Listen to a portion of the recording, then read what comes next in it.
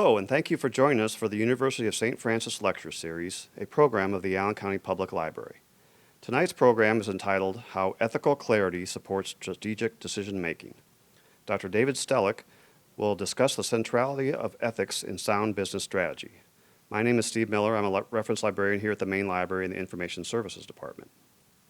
The purpose of this lecture series is to present topics of interest and research information to the residents of Allen County and to provide a forum for the University of St. Francis faculty members to share their passion for their subjects with the library's patrons. This program is being recorded by Access Fort Wayne for future viewing. And now I'd like to introduce Dr. David Stehlik, Associate Professor of Management and Leadership and Business Administration Program Director at the Keith Busse School of Business and Entrepreneurial Leadership at the University of St. Francis. David?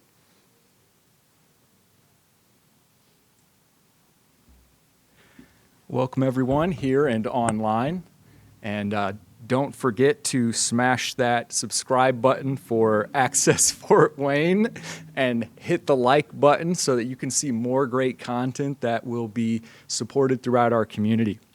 As mentioned, I'm David Stehlik, and I'm really pleased and honored to be here tonight presenting content that you can learn from and grow from and support the continued growth of such learning in our community.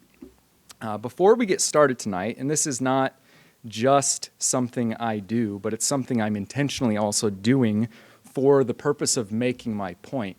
And it's something I do in my classrooms every single session, and that is I always start with a prayer. And so if you would help me by praying with me or pausing in this moment. This is a prayer based on Psalm 2. Sovereign God, Father to the King of Kings, all authority and power is yours. No man or kingdom has any say in your court. No leader or planning of humanity can oppose what you establish or tear down. You are merciful and gracious in your sovereignty. There is none who is like you. Though none deserve a warning, you still let mankind know of your presence in works of power and mercy. You tell the world of your kindness, that they might draw near and not turn from wisdom. You call the world to humble itself and then seek refuge in you, calling them blessed if they trust you for making room in your kingdom, for you do so. For we know that justice comes for those who oppose your righteous rule and set themselves up against your Son, the Savior of our souls. They rebel, but you are not surprised. They grumble, but you are not stirred. Today, Lord, we need to have the stability that comes from your rule in our lives. The peace that passes the understanding of man, who shakes at the movements of men and their realms of authority. All that happens in our day, you remain the same and do not depart from us. How then can we turn from joy to fear, from peace to unrest? O Lord, protect our hearts. When the vanity of men and their rage is boiling, make us at peace in the sound of your laughter. Bless us with the knowledge that your Son is an omnipotent King, and his kingdom is impenetrable. Moreover, his kingdom crushes the rest. Use us today in the onslaught against the world's lies and break free many from the bondage through our testimonies of your faithfulness at work, at home, in company, in private, in teaching, in prayer, before all. Blessed be your name. Amen. All right, so why pray? Why pray? Why think in prayer? Not just be extemporaneous, but from the heart, think clearly, pray, and apply, and live in accordance with that kind of prayer. So tonight's presentation is titled Prescription Lenses. Now, prescriptions are kinds of things that are important for us to heed. They may not always do what we expect them to do or hope for them to do, but they do have a purpose, and we do take them, or ought to take them, seriously, speaking specifically from a medical perspective. Again, my name, for those of you watching online, if you didn't understand or couldn't hear, it will be available as well. I'll put up some links for LinkedIn and Twitter and email if you'd like to contact me afterward. I'm going to start by telling you a story. It's not a real story. It's a fake, made-up case. But it will provide us a scenario, a context for thinking about these concepts of business strategy, of ethical decision-making, and of morality through tonight's discussion. And some of this material is a test. I'm testing out ideas. And if you have better ideas, please reply in the comments or speak with me afterwards so that I can continue to inform my own thinking. But here's the contextualizing story. You don't have to remember the details. I won't return to it. But it provides you a place or an appointment for applying these ideas. You run a major nonprofit city athletic event. You do. You're the leader. You're the protagonist in this case. It's been branded for your city, and it was born out of the motivation to establish your city as a regional hub for this sport, whatever sport you fancy the most. Proceeds are reinvested into the city's development and safety for this event. The idea is to make it bigger, safer, more connected, and more exciting for patrons. Long-term, based on the success, the city would like to have used the event to attract significant sports-based entrepreneurship. Like that's the goal, looking out. We're going to be that. At that point, several years out, we'll have looked back and said that occurred because of this. Now it's been 3 years running, so we're moving into the future a little bit. The event has developed incredible traction with the local athlete and nonprofit community. You've got consistent paid sponsorships and vendor participation. Paid engagement from local associations is in the top 90% of similar events that have been surveyed. And from the stat sheet, this seems to be a winner. A winner for the city, a winner for you, a winner for the local community. Moreover, you're getting regional visibility as you start your 4th year's planning cycle. News stations, blogs, radio stations, websites, podcasts, and streamers are spreading the word about the events, and referral rate conversion has been deemed a successful tactic for reaching registration, payment, and participation goals. Everything's running on all cylinders, seems to be going well. And it's at this point, it's always that, right? It's always at this point, one of your board members announces that she has been in conversation with another board member peer across the country. Upon hearing about your continued success of your mid-market event, they are interested in your willingness to partner and franchise the experience nationwide in theirs and other non-competitive markets. Stop. Okay. Now, strategically, we could pursue what should they do with all kinds of questions and analysis about the value in pursuing or cutting off that kind of opportunity. And that's expected. That's what strategists or strategic thinkers should do. They should consider alternatives. They should establish criteria. They should compute analysis to evaluate those alternatives according to the criteria. And then they should make decisions based on that analysis. Follow the facts. Don't follow the opinions or fancies of the mind only. And then implement it. Do the work. What might not be expected, though, what might be done differently, is to start with a critical review of the core ethical assumptions that should undergird whatever decision is made. And why? Because those are the assumptions that might be taken for granted. When we jump immediately to establishing criteria that are primarily past financially directed, and there are multiple forms of performance evaluation, and I'll touch on them a little bit later in the presentation, we miss out on asking ourselves critical questions about, do those methods of evaluation conform with values that we want to manifest? That's what hopefully the discussion tonight can provide some light on and give us some better tools or another set of tools to inform that kind of strategic decision-making moment.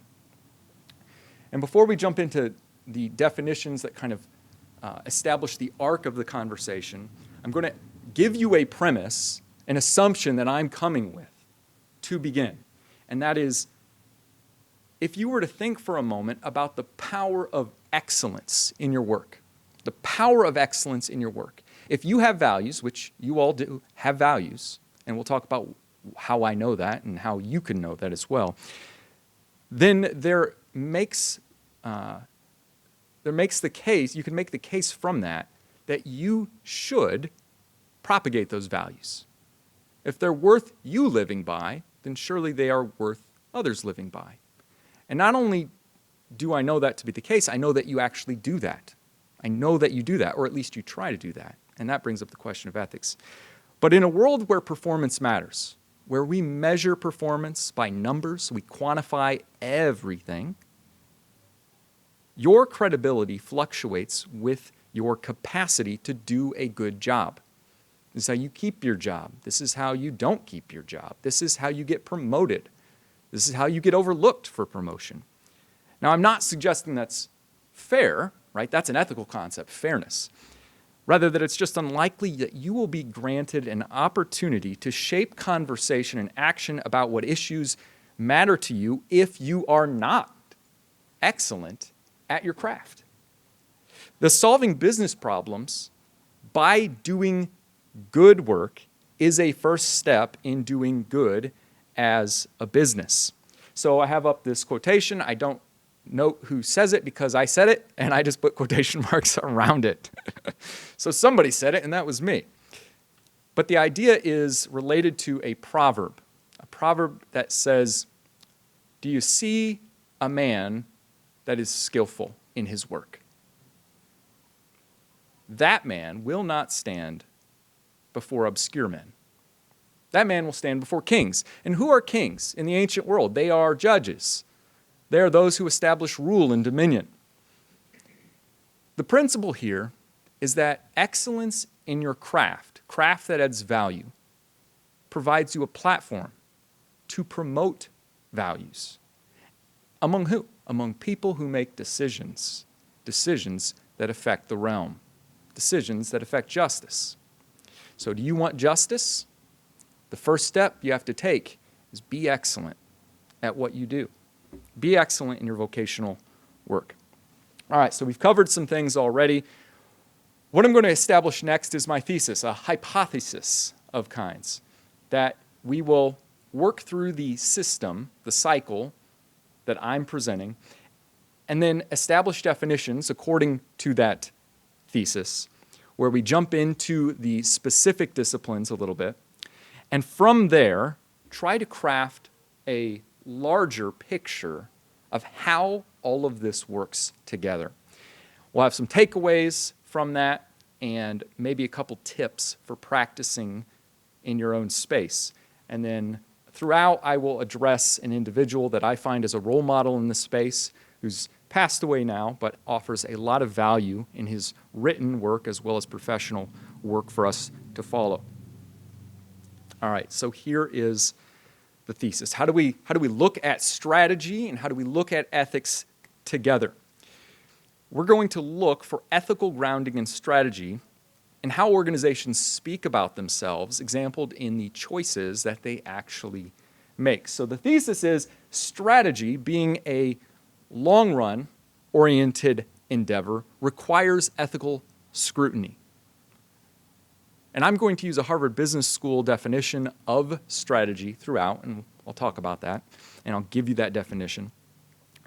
And within that definition is the expectation that strategy requires evidence in the long run. So it's not just short-term oriented. Therefore, you must think ethically, because you can only act strategically if you do so, because ethics is a long-run endeavor. Ethics is a long-run endeavor, and we'll connect those.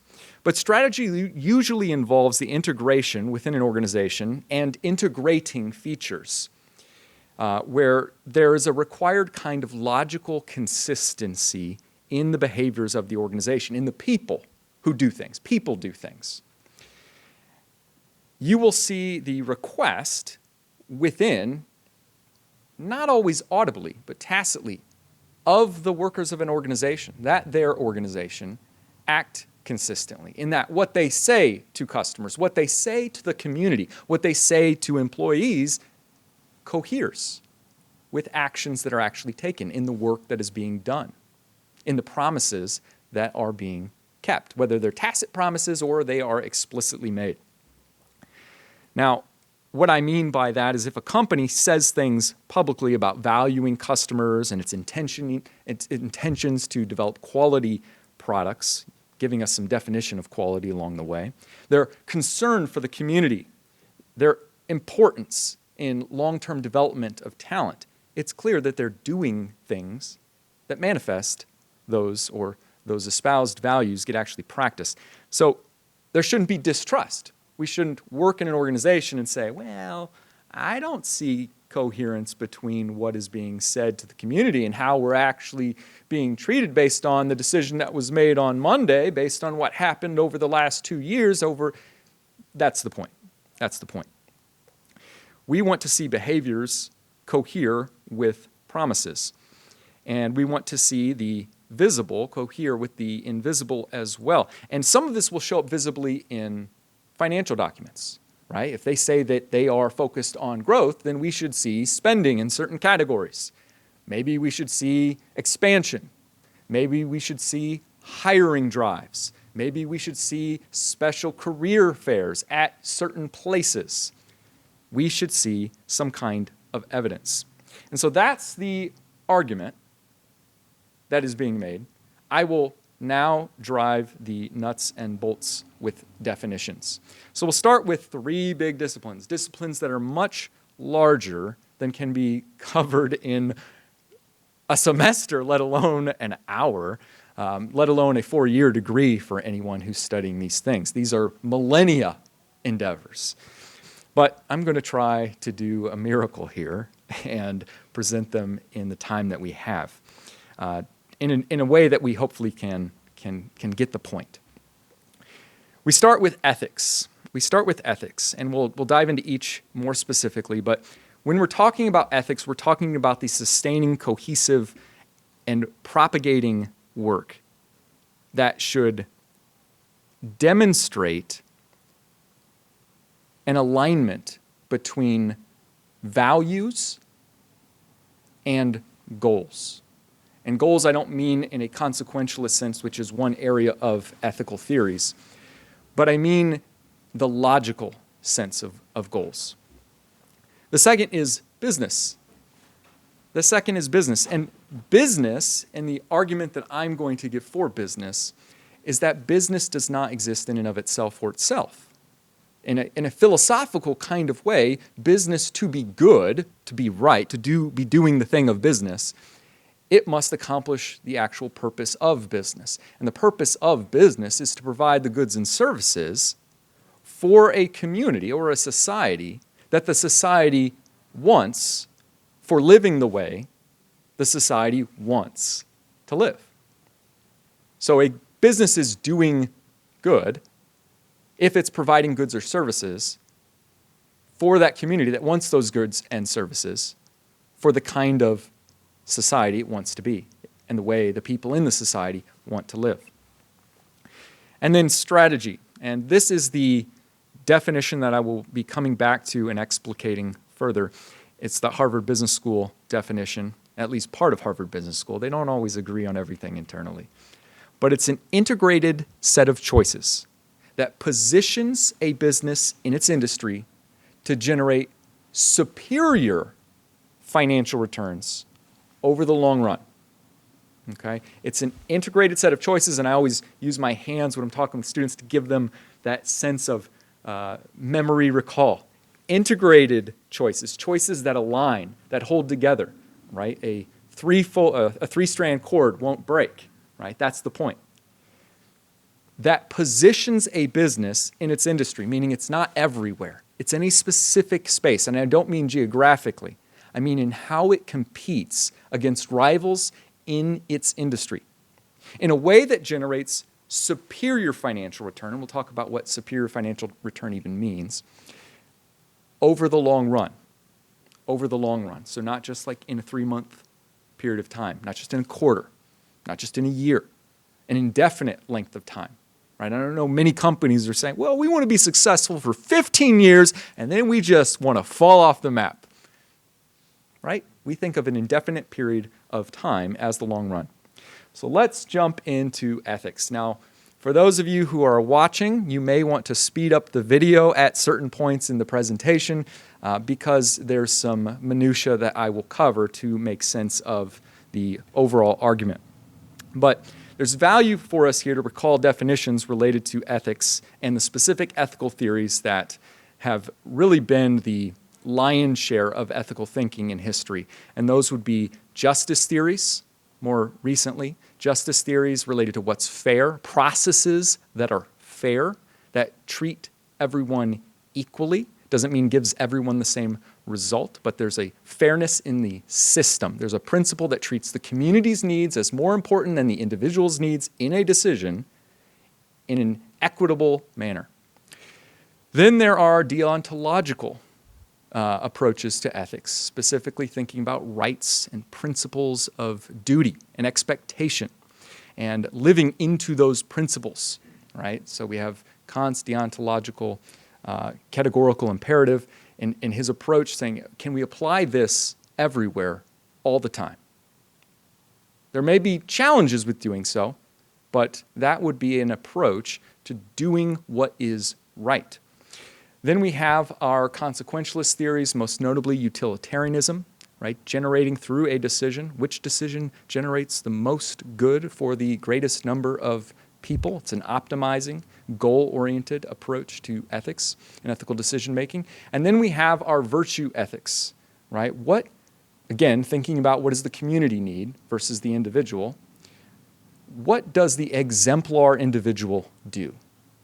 How do they live into courage for the sake of the community, not just for their own sake, for the sake of the community's good? How do they do the right thing because the community needs them to do the right thing? So those are our big categories. But we need to, in order to be clear about ethics, we need to distinguish ethics from morality and from the law. Okay, let's start with morality. Morality relates to the values, the principles, the beliefs that you hold and that you practice, but you practice them out of habit primarily. You practice them unconsciously. You don't think about, is this the right thing to do when you are practicing your morals? Your morals are things you learn from a young age, that you always say thank you, that you always ask for help, that you always expect something of certain people in their roles, because that is what is right. You didn't reflect on whether it was right. You knew it was right, because morality deals with values that you have learned are related to what is good and what is bad. What is good and what is bad. And we all practice it. A way to think about morality would be to think about the heart. Think about the heart, and that from the heart, which you do not consciously control, your circulatory system is pumping out oxygenated, healthy blood to the rest of your system, hopefully healthy blood. But there are times when you need your heart to work harder and differently. You need to turn your head a certain way. You need to do a certain movement because you're playing a sport. You need to run.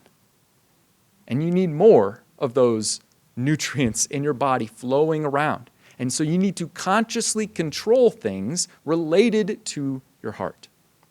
And that is more in alignment with what ethics do.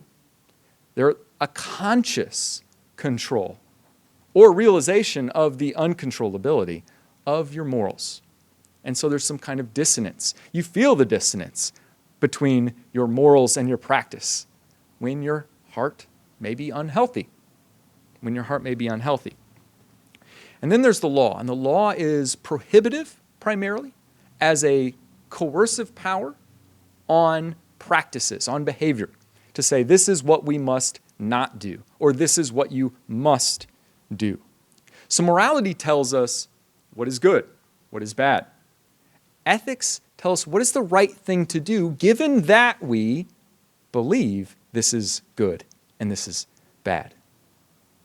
And then the law takes the aggregate of your society's positions on what is right and what is wrong to do, given what you believe is good and bad, and codifies it. Now, these are long-term experiments. These are generational. And so when you see laws changing, that's downstream. Laws change downstream from ethics, which change downstream from morals. And so we'll get into talking about that a little bit more as well as we move along, connecting it to strategy. Think about, here's another a thought experiment. It's a metaphor, and all metaphors break down, and so this will break down. And it's, in fact, about a vehicle, so it probably will break down, especially in time. But think about filling up a vehicle with gasoline, right? Assuming it's not an electric vehicle, okay? We're staying in our lane here. You're filling up your vehicle with gasoline. The gasoline, the fuel, that's your morals. Your morals are the fuel. The vehicle, that's your practice primarily.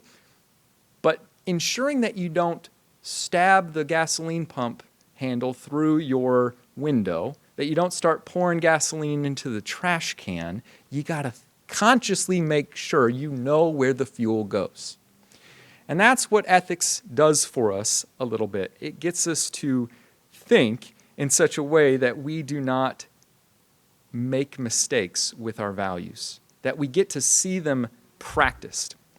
Now, that individual I said who's worth listening to, worth reading, and worth watching on YouTube, you probably see quite a few of his lectures and speeches, is the late Clayton Christensen, who's famous for his work on disruptive innovation, and then later in his life on how to measure the value of your own life. He wrote an incredible piece on culture, something entirely different from those two ideas. And if you think about the word culture, I learned in college about the root of the word culture coming from cult, and you know what cults do. They practice values together. That's what they do. They practice values together. So when you're thinking about organizational culture, what are you seeing, or what should you be seeing? Values that are practiced together.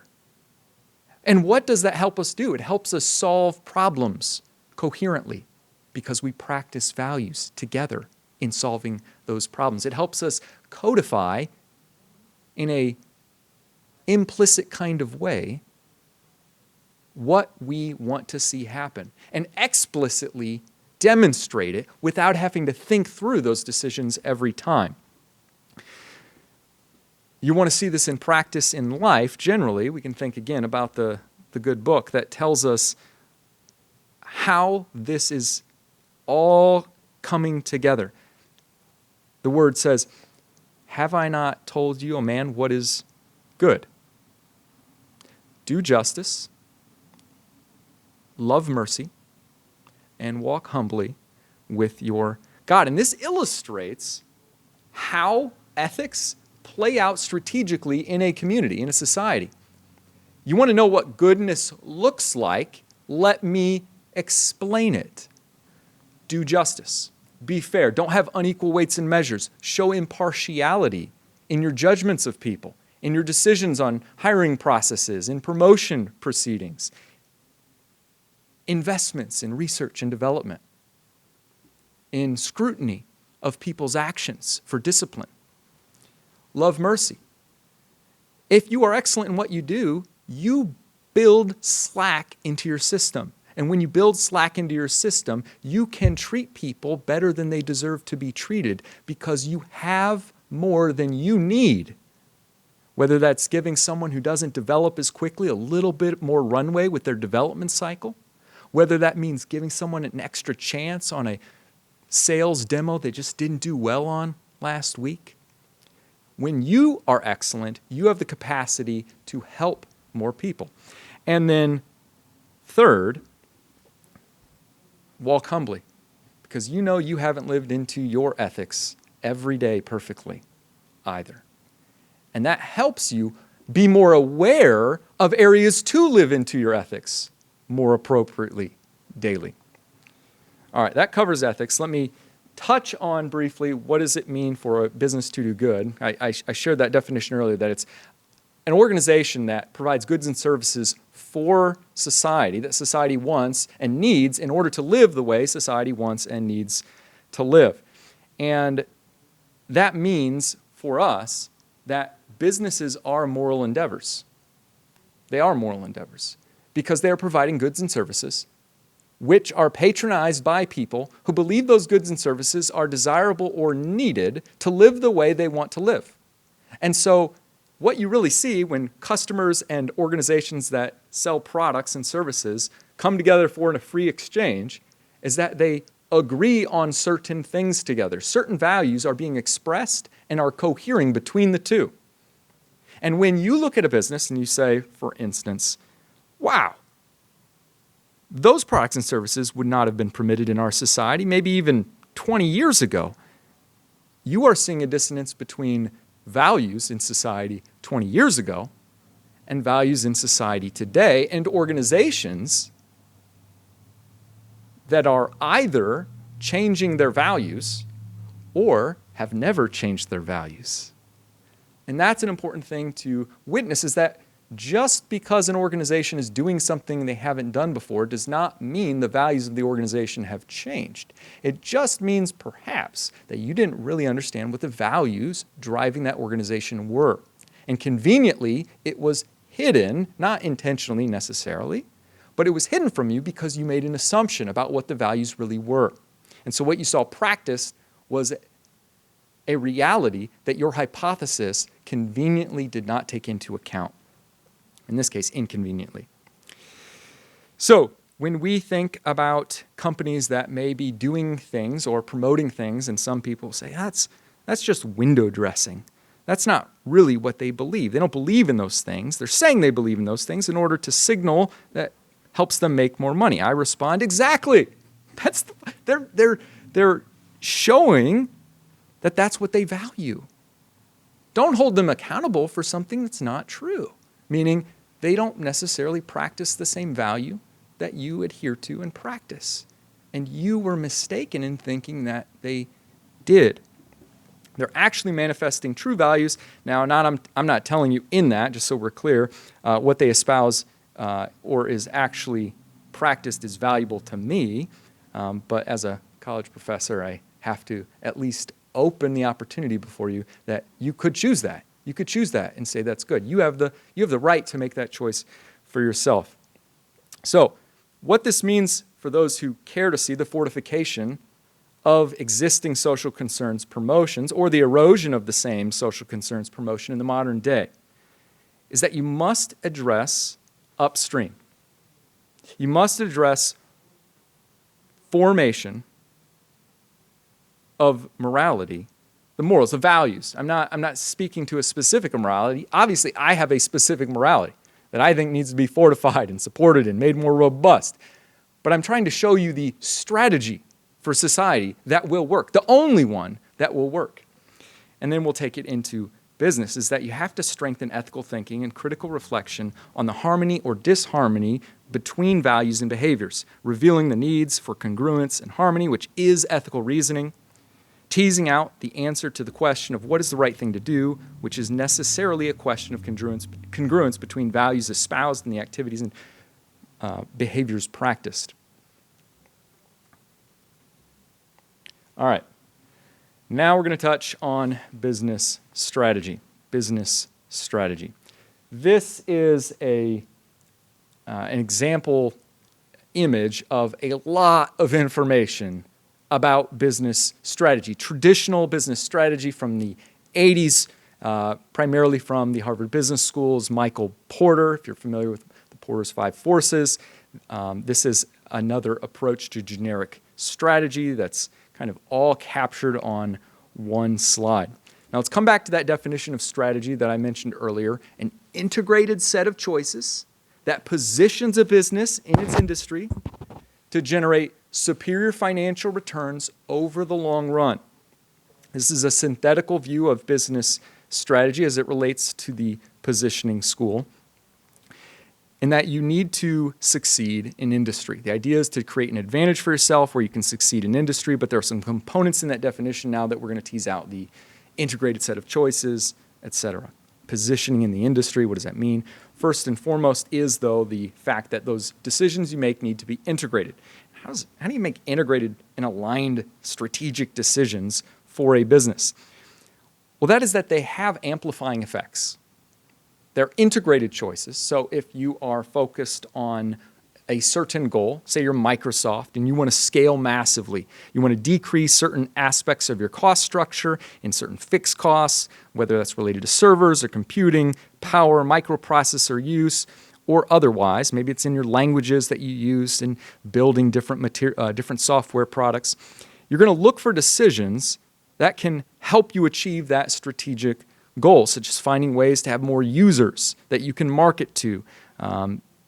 Doing things that make sense, then, that can actually help you get more users. If users are critical to having lower cost structures, and if you're Microsoft and you're pursuing lower cost structures, then the actions that you take throughout your business ecosystem should do that very thing. You shouldn't engage in activities that overemphasize high costs to your cost structure. And I'm going to go forward in one slide. I'll come back to it here in a minute to go back to that box structure. But this is evidence modeled of how you actually make integrated decisions. So we see here that, you can see here that these activities are called support activities. Right? They don't actually engage in the cost of goods sold manufacturing of the product or service you make and deliver. These are called primary activities down below. And they're actually involved in cost of goods sold primarily for your product or service. All of these together are costs. Like these are activities that cost your organization money.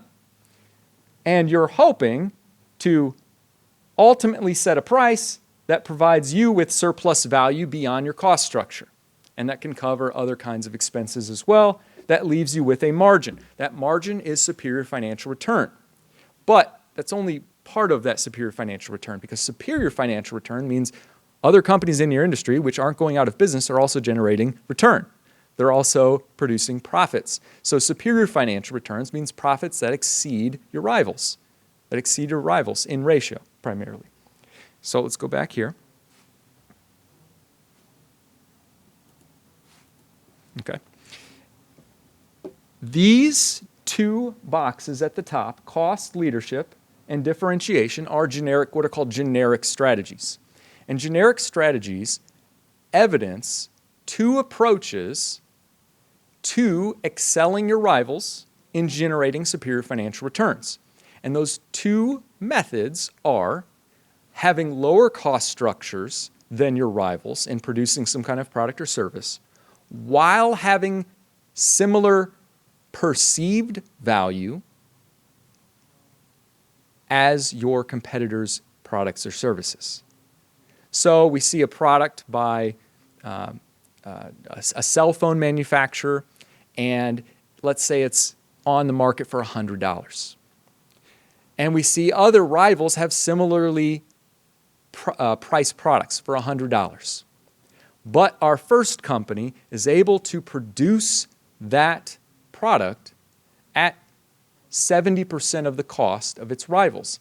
It would have a superior cost structure in manufacturing, and yet at the same time perceive similar value to comparable products on the market. So its financial returns, assuming that the rest of its cost structure is not out of whack, will be superior. So if problems hit the market and all of a sudden rivalry increases in the industry and it becomes, there's a lot more similar product on the market, and people have to fight on price and drop their prices, everyone else gets hurt more in their margins than that first company because they had more cushion. They had more cushion because they had more excellence in approaching their cost structure development. The second approach is in differentiation, and it's not different, it's differentiation. And the idea behind differentiation, again, using cost structure and perceived value, is that the cost structure may be growing a little bit compared to your rivals, but the value perceived by your customers is significantly higher. As a result, you price significantly higher in ways that your competitors can't compete on pricing in the market. So your Apple phones cost significantly more than some of your Android counterparts. Maybe not Samsung completely any longer, but at one time it was just another one of the pack. This illustrates that even when Apple's cost structure just really happens to be slightly lower than everyone else, which creates a really interesting dynamic in regard to its strategy, that its margins don't get decimated by pricing wars because it's in a completely different space for pricing with rivals because of the value perceived in its products compared to rival products. Now, we don't want to be in this space here, stuck in the middle, where we haven't identified a specific approach, because the more that we have to invest in the differentiation of our products or services, which relates to how many features and the quality of those features, which relates to our customer service and how much money we spend on customer service, and these kinds of value additions to our value proposition, the more our cost structure is going to increase. So we can't, truthfully, in most cases, pursue long-term double strategy. There is a school of thought in strategy that assumes that you can, and they have some good points. But for the most part tonight, we're just going to talk about the generic ones as pretty honest. Similarly, if your focus is on cost structure, you're probably not going to be able to add all the feature sets of everyone else. Intentionally, because those feature sets don't deliver the same benefits that your customers need to get the value add that you'll get from adding that aspect to your cost structure. And I know this gets a little heady. You can watch some other videos online and they will explain it in further detail. But assuming you understand that, you can always come back to this video at this point and carry forward.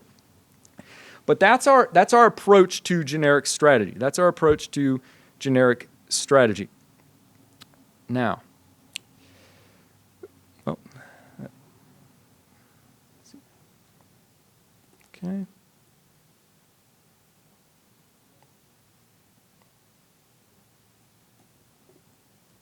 Now let's talk briefly about the long run.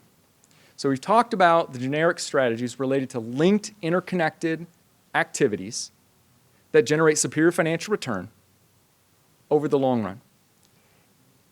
In strategy, there's a view called the resource-based view, and it came after the positioning school view, which is this is kind of that positioning school, right? Southwest doesn't serve its customers the same way Delta serves its customers, and it's had some problem recently, and in fact, maybe that's actually related to the strategy it pursues, and inevitably, something happened, and their strategy was significantly affected by that. But over the long run relates to the fact that these are choices that are made. You can't just today decide we're a low-cost company. You have to make choices in real time. You have to acquire resources, and once you acquire them, unless they're digital, which have zero marginal cost resources, you can't replicate them at another company quickly. You can't source them quickly. You have to, if you want to imitate, you usually have some kind of heterogeneity in imitating that same resource. It's going to be a little bit different. You can't just acquire the same personnel. You have to hire away, perhaps, which changes things. But that illustrates that this takes time to establish, like a culture. Like a culture. It takes time to illustrate that this is what we stand for. These are the values we hold. We are going to be low cost. So how do we do sourcing? How do we do procurement? We do low cost. Now, we don't aim to destroy our value proposition in the process, and so we've got to make hard decisions. Now, interestingly enough, with low cost strategies, there's an endpoint. There's an endpoint, and it's zero. Zero is the endpoint. With differentiation strategies, sky's the limit in the value that you can create. I mean, you're constrained, but the idea is you can always aim to increase your revenues, right? But you can't always reduce your expenses to zero. Now, maybe the Federal Reserve can, but that's a different story. All right, what about time, right? So we're talking about time. What about time? Well, we talked about morality and values and ethics earlier, and these things change over time. There's erosion that takes place over time, which is why time, to some degree, will always cripple unethical behavior. It may not cripple it in time for society today, but it will always reveal things. There's an exponential compounding effect of time on observing and evaluating practice. The same is not true for profits. The same is not true for profits. There are really three primary ways of establishing value performance. One is the things that we know in terms of financial reports, right? Accounting of the past in financial reporting. The second is related to shareholder value. How do we actually measure according to what people expect the future to hold for a company and the revenues it produces. And the third is what we covered with the strategies, and that's economic value creation and how people perceive the value we create and how we do it in accord with the resources we use, the cost structures we develop. And if we want to talk about this later, I'm going to put that on the table for later, talking about time. But here's how this process then works. Our morals and our values inform our ethics. Those ethics, which are conscious now, right, morals and values, if we examine them, we can figure out how to actually enact them. And that starts to inform the behaviors we have. And those behaviors inform our performance. Because we would look at our values and we'd say, they're all good, right? That's the point of a value and a belief. It's a good thing. It's what is good. So if we can enact it, we would assume that this should generate good of some kind, some good that we can measure. Some measurements may be hard to measure. That doesn't mean they're impossible to measure. A gentleman by the name of Douglas Hubbard has written an incredibly valuable material called How to Measure Anything. And this is one of those anythings. How do you measure ethical reasoning in a company? How do you measure innovation? Similar thing. There are ways to measure it, but you have to be creative and you have to do some deeply reflective work to figure out how to measure it because they're long-term endeavors. 4, performance will strengthen or hinder that social evaluation that results from your performance, and that will reinforce your commitment to certain values or not, and it becomes a virtuous cycle, hopefully. It becomes a virtuous cycle. So this shouldn't be overly surprising, but one of the questions we might ask in terms of our companies is, what about hiring? What about termination?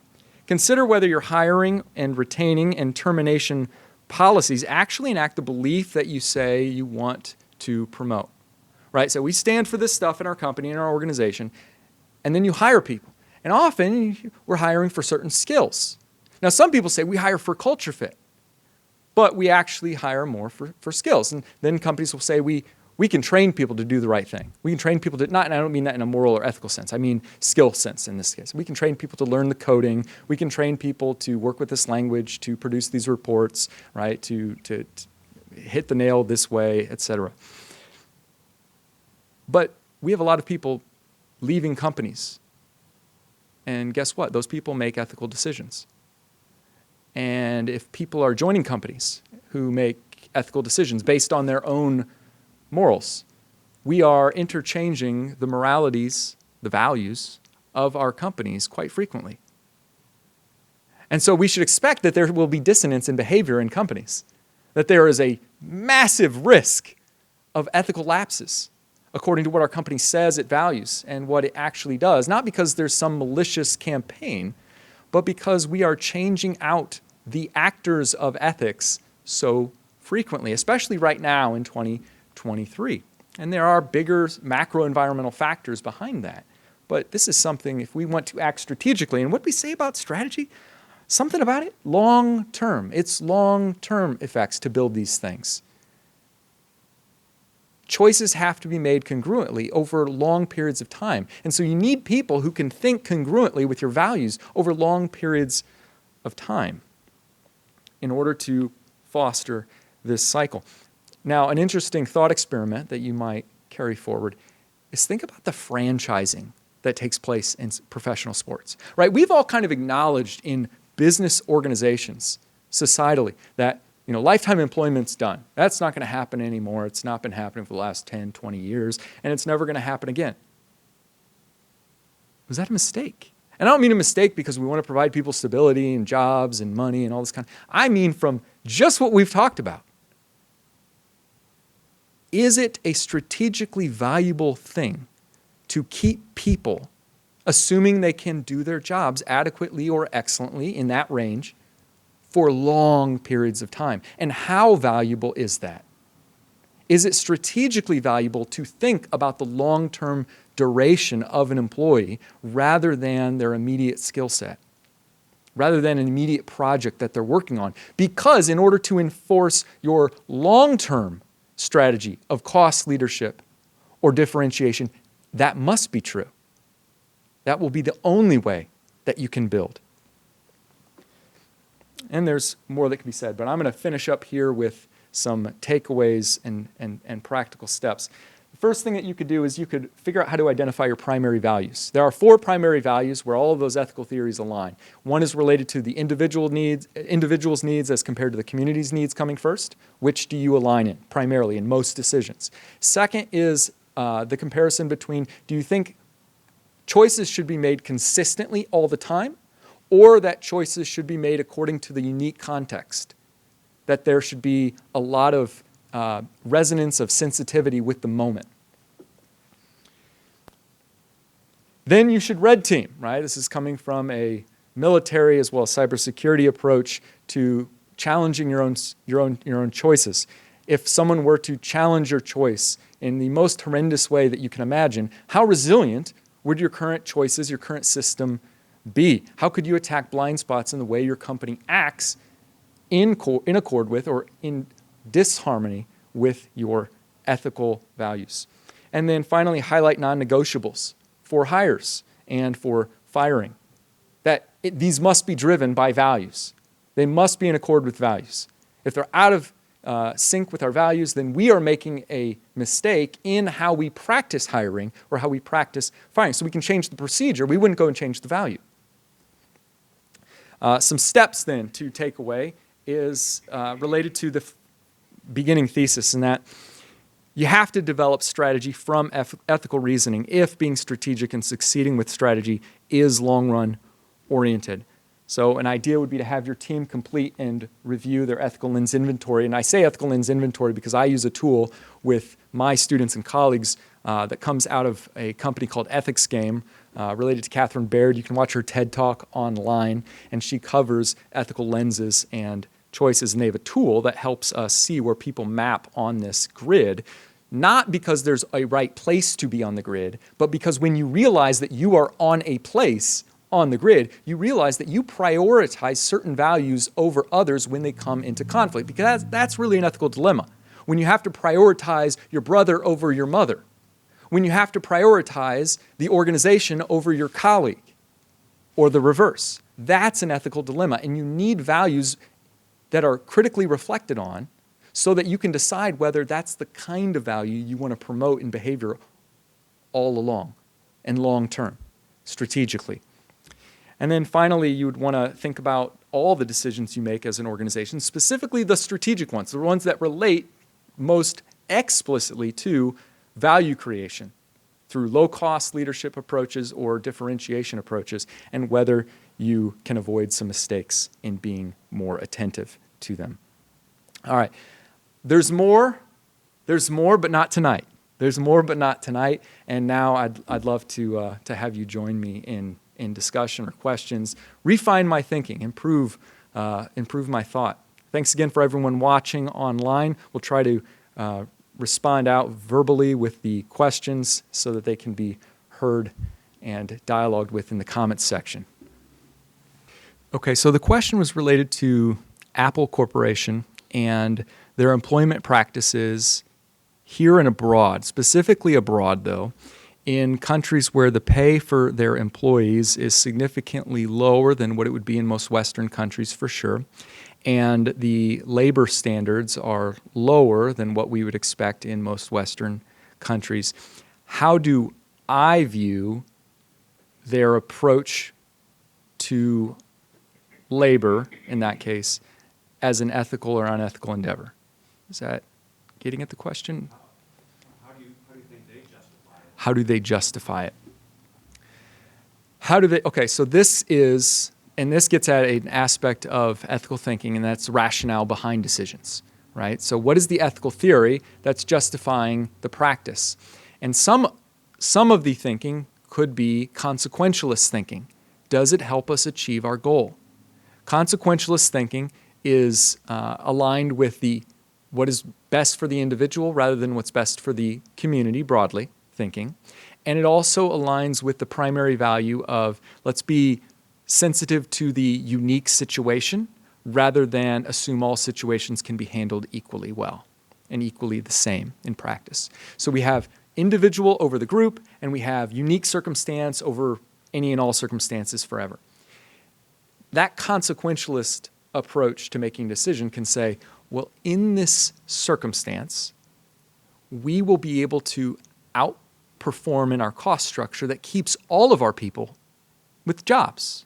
That helps us generate superior revenues because of our cost structure staying low, and our cost structure being low to serve millions of people all over the globe and to provide jobs for people in Western countries, as well as in these countries where people may be voluntarily taking these jobs.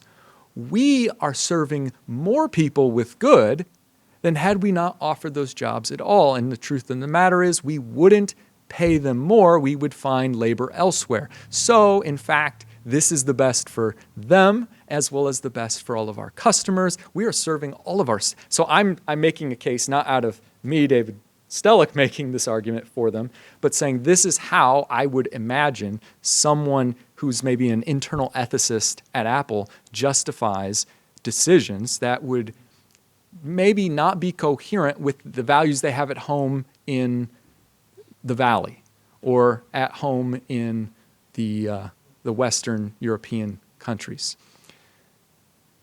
And that's really where ethical thinking helps force us to be honest of, do we really value these things we say we value most? Because like strategy, values have costs.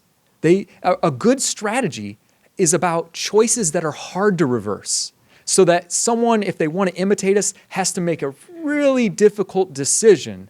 Can they really do what we just did? Would it work for them, for their people?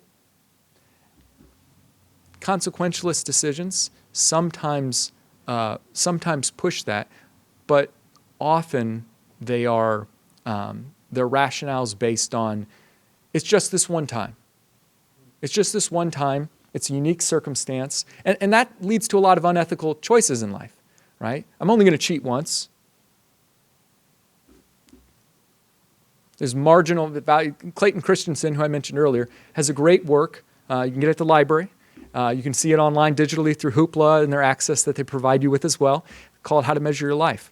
And he talks about this as one of the cornerstones of applying business concepts and theories to your own life, looking at the marginal value of incremental value. I'm only going to do this once. And that's how we justify a decision that ends up usually collapsing us. Does that answer your question well enough? Okay, great. Oh, the question relates to my thoughts on public benefit corporations, and I'm thinking specifically like B Corps, right? We're talking about B Corps that offer a different kind of approach to being a successful business, which is not simply creating wealth for shareholders in a public shareholder sense, but distributing its wealth, its superior financial returns maybe, through the stakeholders that go beyond just those shareholders, such as the employees, such as the local community where their organizations hire people and host beneficiaries of their services and goods, consumers, et cetera. And kind of how do you bring that to bear? What's the ethical lens? What's the strategic lens for doing that? Yeah. Okay. Yeah, so the question relates then to, does the existence, the newer existence of the B Corps change the model idea here? Does it introduce a challenge to it or a new step that would need to be taken? And to some degree, I think it's really just a manifestation of it. I don't necessarily think all companies should be B Corps. There's really a weak and a strong argument related to stakeholders. And that is that the purpose of the firm, the purpose of the company, the purpose of a business is to generate superior shareholder wealth, right? Maximum shareholder wealth. The weak argument within that is we don't care, not in a pejorative sense or a malicious sense, about anything other than increasing that wealth for shareholders. Because if we're doing that, the weak argument says, then we are contributing value to the community in the way the community wants us to contribute value. We want to create superior products at superior price points compared to rivals in that industry. And when we're doing that, we're serving the people who in society want this kind of business to exist. The strong argument for company involvement in kind of like public benefit and common good efforts says companies owe their communities They owe their communities. They take loans from communities. They get land special grants from their communities. People in those communities live and give their lives to those organizations. Companies start in debt, not in necessarily financial debt, but they have a social debt from the beginning. As a result, they need to give back more. They need to give back financially more. Their people who work there need to give back to the community more. It creates a lot of challenges, and this is the strong argument for it, challenges, because what does that look like in practice when you hire people who don't hold the same value that that company now is being forced to manifest? I think the B Corp kind of sits in the middle of that spectrum of the strong and weak argument and says, how do we not only value wealth maximization?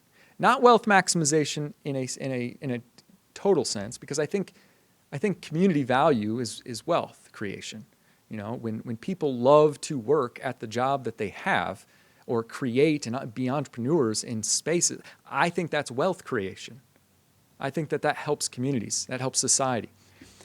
But these are manifestations of morality way upstream, that's manifesting here. And so I think there's value, and there is a set of beliefs that has led to these creations of these kinds of organizations that are chartered in a way that gives them a coherent right to not have to have that debate internally as a company, because they were established on a position in the debate.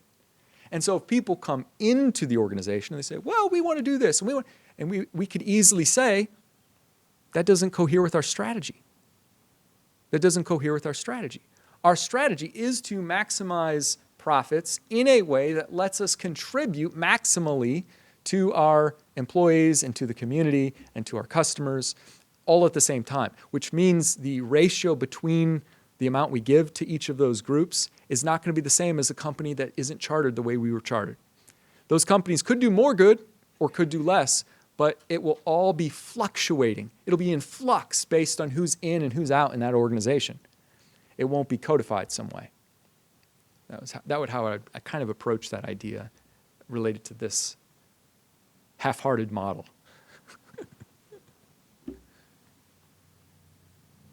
In a macro sense, climate change, but really the ethics in businesses that are forced through regulation rather than arising organically from the values of the people who work in those companies.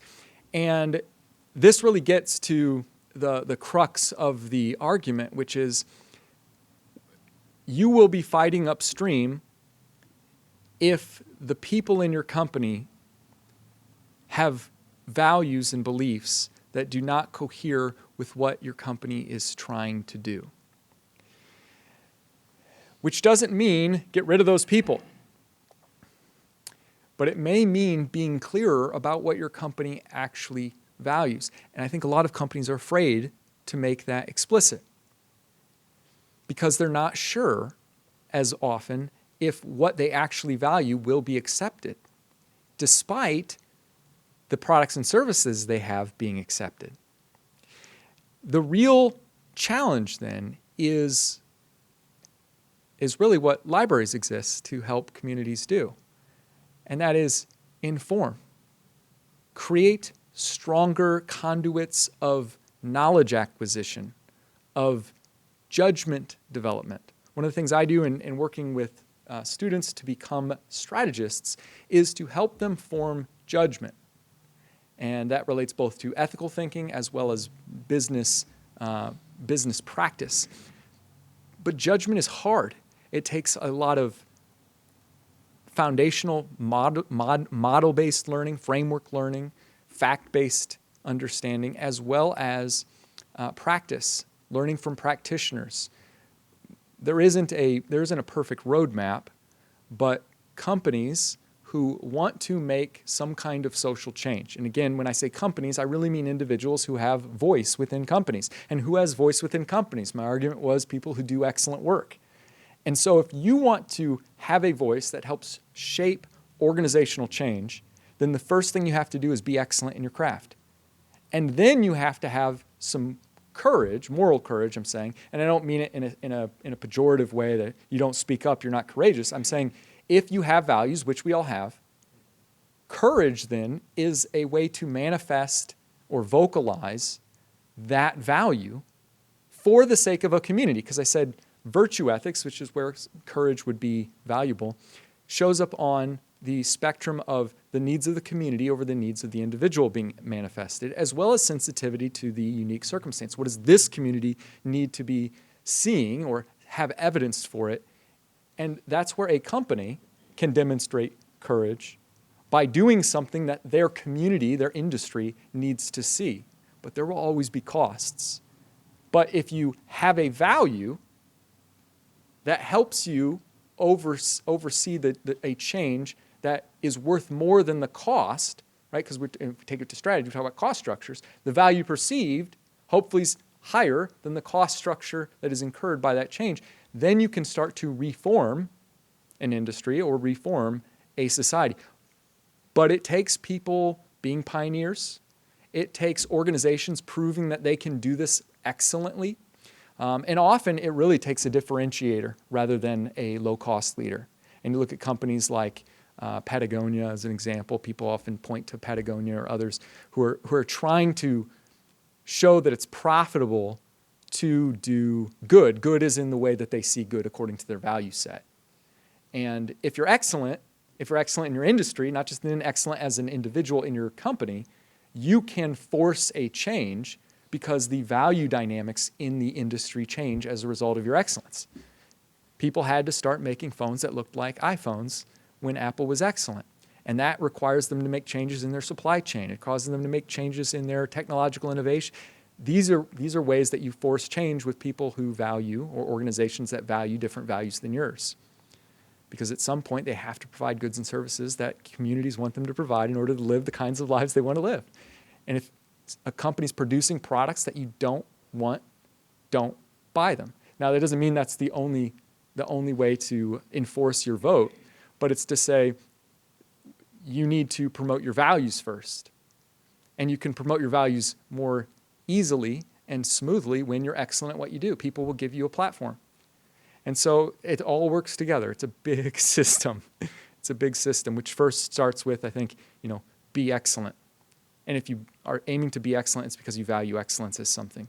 And I would say value excellence because of what does it mean to be good, like I said in the presentation. But there's other reasons that you can want to be excellent as well. Did you have a question? Yes. Okay. Okay. I'm going to try to distill what you said into a question that viewers can relate to. In essence, the question is, can you call something ethical that I would say that's not ethical? And the answer is really yes, but there's a caveat, as there often is when you say yes to something that's challenging. And that kind of supplementary material needed is it relates to the values. And most values are agreeable. The question is the prioritization of the values when they come into tension with one another. So the practice then. So let's say I value civility. And you're like, well, I value civility too. I don't want anyone to be uncivil. That wouldn't be good. And we're in an organization. And there's a conflict between coworkers. Never happens. Well, one person may believe that civility in our organizational context means we need to get everything out into open and we need to deal with it. We need to speak to each other. Don't bury this stuff under a rug and let it fester, right? We need to talk about it. And so transparency is the way that we demonstrate civility. We are honest, we're open, we're communicative. Another person says, people don't respond well to that kind of bluntness. People need to be taken care of. Their face needs to be saved in this culture. You can't dishonor people like that because, yeah, we all make mistakes, but we don't need the bad press internally as an organization. We need to, keep the waters calm. You're just going to cause more problems by trying to bring all this stuff out into the open. You're going to reveal it to people who don't even need to be involved. This is a private matter. It should be kept private. And so the way to foster civility, in one sense, is everyone needs to have access to communication information all the time. Like everyone needs, nothing should be hidden, nothing should be segregated in the organization, no compartmentalization. And the other is appropriate access for appropriate role. Both want civility, both pursue civility differently. Now, I believe certain organizations, strategies, require them to manifest values in specific ethical ways. And hiring practices should follow on your strategy through an ethical mechanism so that you can have congruence, that you hire people who, for instance, value creativity. If you're a differentiating focused strategy company, then the way that you practice innovation and you practice research investment means you may need to invest resources. And you may need to give people time to work with resources, to come up with differentiated value propositions in products and services. You go into that company because you're a high performer too, and you really value stewardship of resources. We don't need to see lots of spending. It's not important. It's not necessary. Look at these people wasting money, wasting time, not getting anything done. Why? Well, maybe because they're doing differentiation strategy work that doesn't always look like cost-cutting efficiency measure work. Both are pursuing excellence, but excellence as a value looks different in how the ethical conduit provides it behavioral manifestation. That's kind of how I see it. Now, it becomes really challenging, and that's why I think a strategic advantage can come from companies that understand how to do this kind of critical reasoning work with ethics through their strategy.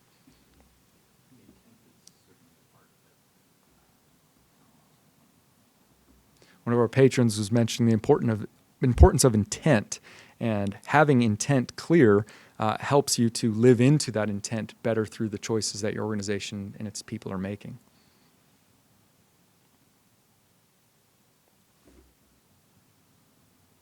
All right. Well, thank you all. I greatly appreciate the honor of speaking on behalf of my area of expertise and study with ACPL and with Access Fort Wayne. Again, make sure you hit the like button and you hit the subscribe button to make sure we get more of these opportunities for our community. Thanks again. Thank you, David. Please join us at the next University of St. Francis lecture on Wednesday, March 22nd at 7 p.m. here at the main library in Meeting Room A for How to Build Trust in Controversial Times.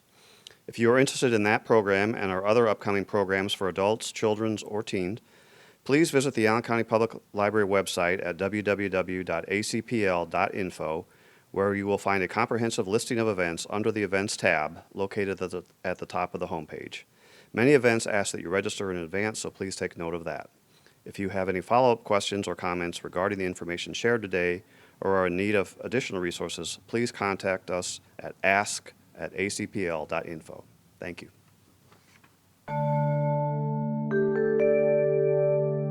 Production facilities provided by Access Fort Wayne. Learn more under the Explore tab at acpl.info.